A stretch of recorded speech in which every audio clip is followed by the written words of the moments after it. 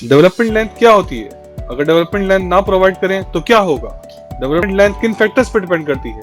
Beam column joint में development length क्या होती है और कॉलम फुटिंग जंक्शन में डेवलपमेंट लेंथ क्या होती है? तो आज की वीडियो में आपको इन्हीं सब सवालों के जवाब मिलेंगे। तो इस वीडियो को पूरा देखिए और हमारे चैनल को लाइक कीजिए, सब्सक्राइब कीजिए और मजीद शेयर कीजिए ताकि हम मजीद टेक्निकल कंटेंट अपलोड करते रहें। तो आइए इस वीडियो को शुरू करते हैं।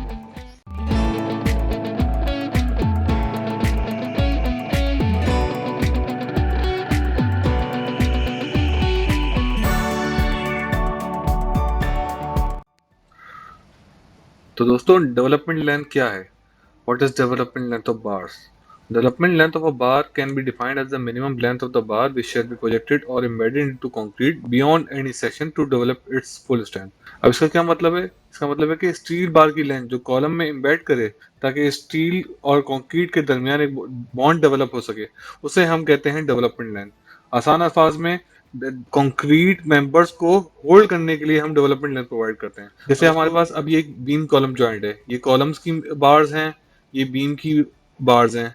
इसमें ये टॉप जो है ये बीम्स की मेन बार है। इसका जो पोर्शन कॉलम में एम्बेड हो रहा है यहाँ से लेकर यहाँ तक, ये जो बार्स हैं इसको हम कहते हैं डेवलपमेंट लेंथ। और इसको रिप्रेजेंट कैसे करते हैं? एलडी से। अब हमें पता चल गया है कि डेवलपमेंट लेंथ क्या होती है। अब हम अपने अगले सवाल की तरफ बढ़ते हैं, वो है कि why development length is provided. कि हम डेवलपमेंट लेंथ क्यों प्रोवाइड करते हैं? It develops a safe bond between surfaces of the bar and concrete.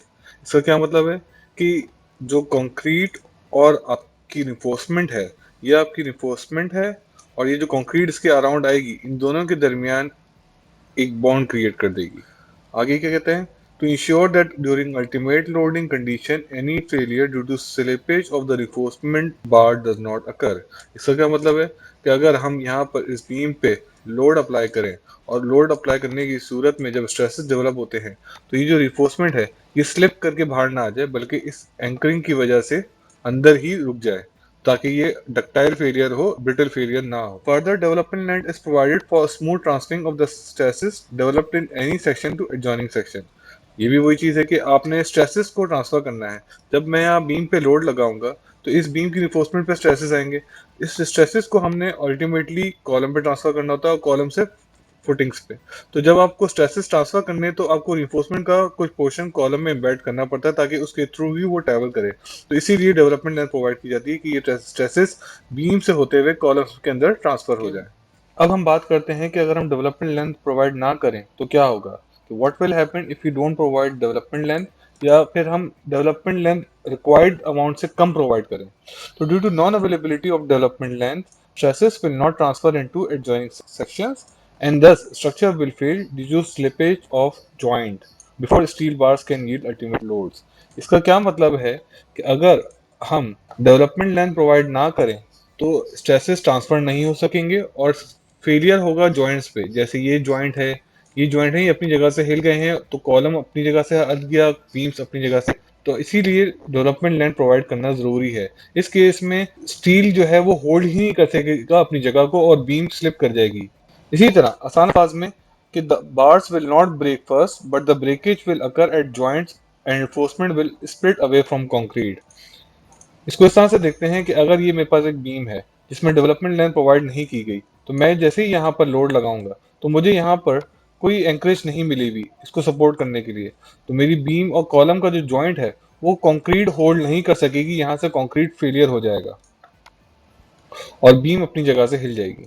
तो दोस्तों, अब तक हमने बात की कि what is development length, development length क्या होती है, डेवलपमेंट लेंथ क्यों प्रोवाइड करते हैं, why development length is provided, और what will happen if you don't provide development length, कि क्या होगा अगर हम डेवलपमेंट लेंथ प्रोवाइड ना करें। अब हम बात करते हैं कि फैक्टर्स की जिन पे डेवलपमेंट लेंथ डिपेंड करती है, factors which influence development length, कि ऐसे कौन से फैक्टर्स हैं जिनकी वजह से डेवलपमेंट लेंथ इंक्रीज होती है और डिक्रीज होती है। तो सबसे पहला फैक्टर है कंप्रेसिव स्ट्रेंथ ऑफ कंक्रीट। इसका क्या मतलब है? Development length of bars is inversely proportional to compressive strength of concrete. इसका मतलब ये है कि अगर आप डेवलपमेंट लेंथ, जिसको हम एल डी से डिनोट करते हैं, ये इन्वर्सली प्रोपोर्शनल है कंक्रीट की स्ट्रेंथ के 1/FC प्राइम से। तो हम जितना ज़्यादा FC प्राइम इंक्रीज करेंगे, कंक्रीट की कंप्रेसिव स्ट्रेंथ इंक्रीज करेंगे, तो 1 से डिवाइड होने के बाद डेवलपमेंट लेंथ उतनी ज़्यादा ही कम आएगी। ये जब हम डेवलपमेंट लेंथ के फॉर्मूलाज के बारे में पढ़ेंगे तो उसमें भी इस फैक्टर को डिस्कस करेंगे। अगला हमारा फैक्टर है density of concrete. If light weight concrete is use then development length must be more. इसका मतलब है कि जितनी लाइट वेट कंक्रीट होगी उतनी ही ज्यादा डेवलपमेंट लेंथ इंक्रीज होगी। इसी तरह हमारा तीसरा फैक्टर है rebar clear cover. Rebar clear cover का मतलब ये है कि अगर हमारे पास एक बीम है और बीम का ये जो हम अपने रिंग्स बनाते हैं इसमें मेन बार अप्लाई करते हैं, इसका जो कंक्रीट कवर है क्लियर कवर, ये जितना ज्यादा रखा जाएगा इतनी ही कम हमें डेवलपमेंट लेंथ रिक्वायर्ड होगी।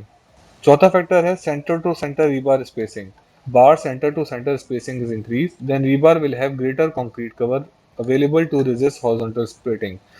ये किस सिनेरियो में है कि अगर हमारे पास कॉलम फुटिंग जॉइंट्स हैं, तो ये जो कॉलम्स की रीबार है ये जब फुटिंग्स में जाती हैं तो यहाँ पर आपके पास आपने देखा होगा कि फुटिंग की जो रिफोर्समेंट होती है इसकी स्पेसिंग ज़्यादा होती है एज कम्पेयर टू बीम। तो ये जो डिस्टेंस होता है जितना ज़्यादा होगा उतनी ही ज़्यादा कंक्रीट स्ट्रेंथ प्रोवाइड करेगा रिफोर्समेंट को होल्ड करने के लिए। तो इसलिए यहाँ पर डेवलपमेंट लेंथ कम रिक्वायर्ड होती है। इसको हम आगे मजीद डिस्कस करेंगे। Coating of rebar. For epoxy coated rebar, the bond strength is reduced, therefore more development length is required. जहाँ पर भी corrosive environment होता है तो हमें जो enforcement होती है हमें उस पर कोटिंग करनी पड़ती है। वो कोटिंग किस तरह से होती है, epoxy coated rebar होती है, ऐसे ग्रीन कलर की कोटिंग हो जाती है जो आपको इस तस्वीर में दिख रही है। जब आप कोटिंग कर देते हैं तो जो बॉन्ड होता है वो जो बॉन्ड स्ट्रेंथ होती है कंक्रीट की और कंक्रीट की वो कम हो जाती है। इस केस में आपको डेवलपमेंट लेंथ ज़्यादा प्रोवाइड करनी पड़ती है। इसी तरह आखिरी पॉइंट है यील्ड स्ट्रेंथ ऑफ स्टील। जो एफ वाई है, मतलब आपका एफ वाई कह लें हैं या एफ ई कह लें, जो रील स्ट्रेंथ है for high yield strength of bar longer development length is needed. जितनी ज़्यादा यील्ड स्ट्रेंथ होगी उतनी ही ज़्यादा उसकी डेवलपमेंट लेंथ इंक्रीज हो जाएगी। तो दोस्तों हमने इस वीडियो में डेवलपमेंट लेंथ को डिटेल में कवर किया है इस आर्टिकल के थ्रू। अगर आप इस आर्टिकल को पढ़ना चाहते हैं तो इस लिंक मैं डिस्क्रिप्शन में दे देता हूँ वीडियो की, आप जाके इस आर्टिकल को रीड कर सकते हैं। इस वेबसाइट पर और भी मजीद आर्टिकल हैं इन्फॉर्मेटिव, आप उनको भी रीड कर सकते हैं। तो इस वीडियो को एंड करने से पहले मैं आपको रिआइटरेट कर देता हूँ दो इंपॉर्टेंट चीज़ें। एक है कि डेवलपमेंट लेंथ कहाँ मोस्टली प्रोवाइड की जाती है। डेवलपमेंट लेंथ मोस्टली प्रोवाइड की जाती है बीम कॉलम जॉइंट में और कॉलम फुटिंग जंक्शन में।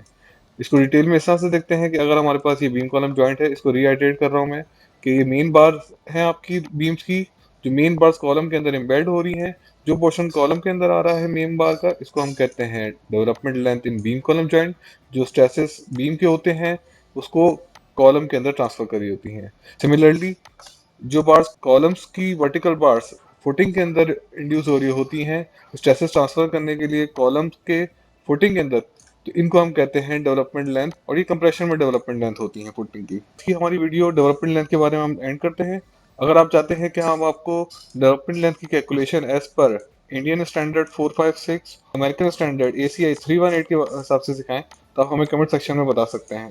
इस वीडियो को पूरा देखने के लिए शुक्रिया आपका। Thank you so much.